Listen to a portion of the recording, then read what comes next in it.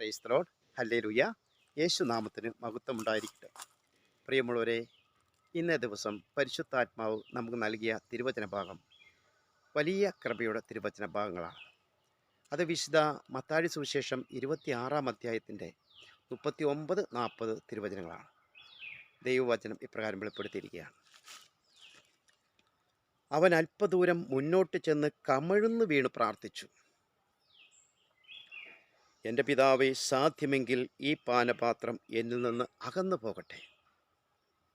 എങ്കിലും എൻ്റെ ഹിതം പോലെയല്ല, അവിടുത്തെ ഹിതം പോലെ ആകട്ടെ. വീണ്ടും അതിൻ്റെ 40-ാം തിരുവചനം. അനന്തരം അവൻ ശിഷ്യന്മാരുടെ അടുത്തേക്ക് വന്നു. അപ്പോൾ അവർ ഉറങ്ങുന്നത് കണ്ടു. അവൻ പത്രോസിനോട് ചോദിച്ചു, എന്നോട് കൂടെ 1 മണിക്കൂർ ഉണർന്നിരിക്കാൻ നിങ്ങൾക്ക് കഴിഞ്ഞില്ലേ? ഹല്ലേലൂയ. പ്രിയമുള്ള, ഇത് വലിയൊരു കൃപയുടെ തിരുവചനമാണ്. നമ്മൾ ഈ തിരുവചനം ധ്യാനിക്കുമ്പോൾ നമുക്കറിയാം, പിതാവായ ദൈവത്തിൻ്റെ സന്നിധിയിൽ ഈശോ മുട്ടിൽ നിന്ന് പ്രാർത്ഥിച്ച സമയമാണ് ഗസ്മൻ മലയിലുള്ള പ്രാർത്ഥന. പിതാവിനോട് ആദ്യമായി ഈശോ ഒരു അഭ്യർത്ഥന നടത്താനായിട്ട് കാണാൻ പറ്റും. പിതാവേ, സാധ്യമെങ്കിൽ ഈ പാനപാത്രം എന്നിൽ നിന്ന് മാറിപ്പോകട്ടെ. എങ്കിലും ഈശോ തമ്പുരാൻ എല്ലാം പിതാവിൻ്റെ ഇഷ്ടം അതേപടി അനുസരിച്ചതുകൊണ്ട് ഈശോ പറയുകയാണ്, എങ്കിലും പിതാവേ, എൻ്റെ ഹിതമല്ല, അവിടുത്തെ ഹിതം നിറവേറട്ടെ.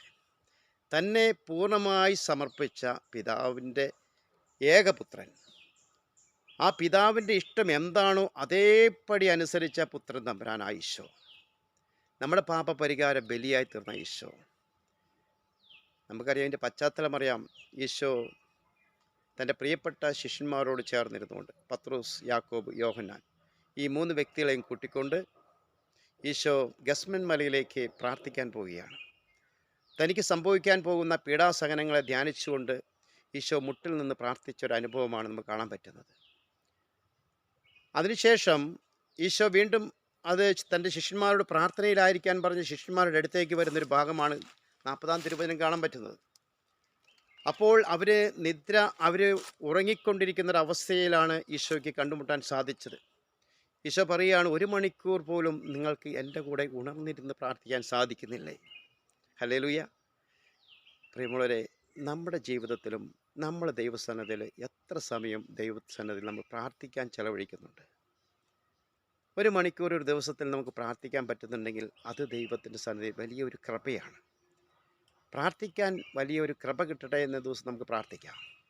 ഈശോയെ, അങ്ങയോട് കൂടി ആയിരിക്കുവാൻ, അങ്ങയുടെ സന്നിധിയിൽ പ്രാർത്ഥിക്കുവാൻ വലിയൊരു കൃപയാൽ എന്നെ ഒരുക്കണമേ. ഉറക്കത്തിൻ്റെ എല്ലാ അസ്വസ്ഥതകളിൽ നിന്നും എന്നെ മാറ്റണമെന്ന് പ്രാർത്ഥിക്കാം. പ്രിയമുള്ളവരെ, നമുക്ക് കാണാൻ പറ്റും യോഹന്നാന്റെ സുവിശേഷം 3-ാം അധ്യായത്തിൻ്റെ 16-ാം തിരുവചനത്തിൽ കാണാൻ പറ്റുന്നത് എങ്ങനെയാണ്? എന്തെന്നാൽ അവനിൽ വിശ്വസിക്കുന്ന ഏവനും നശിച്ചു പോകാതെ നിത്യജീവൻ പ്രാപിക്കുന്നതിന് വേണ്ടി തൻ്റെ ഏകജാതനെ നൽകാൻ തക്കവിധം ദൈവം ലോകത്തെ അത്രമാത്രം സ്നേഹിച്ചു.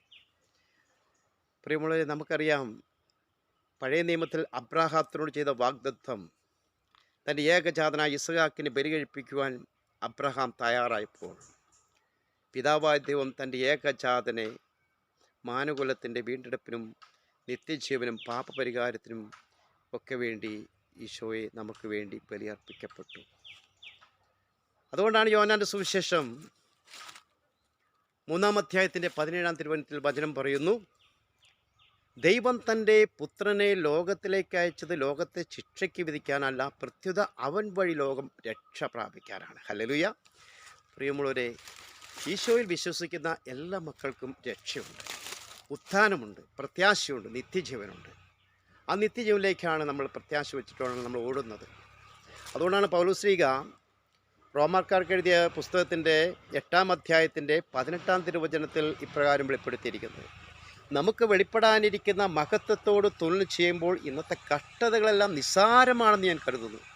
ചില സഹനങ്ങൾ വരുമ്പോൾ ആ കഷ്ടതകളൊക്കെ നമുക്ക് ചപ്പൻ ചവറുമായി തള്ളിക്കളയാൻ പറ്റും. ഹല്ലേലൂയ. നമുക്ക് ദിവസം കർത്താവിൻ്റെ സന്നിധിയിൽ ഏകമനസ്സോടെ ആയിരിക്കാം.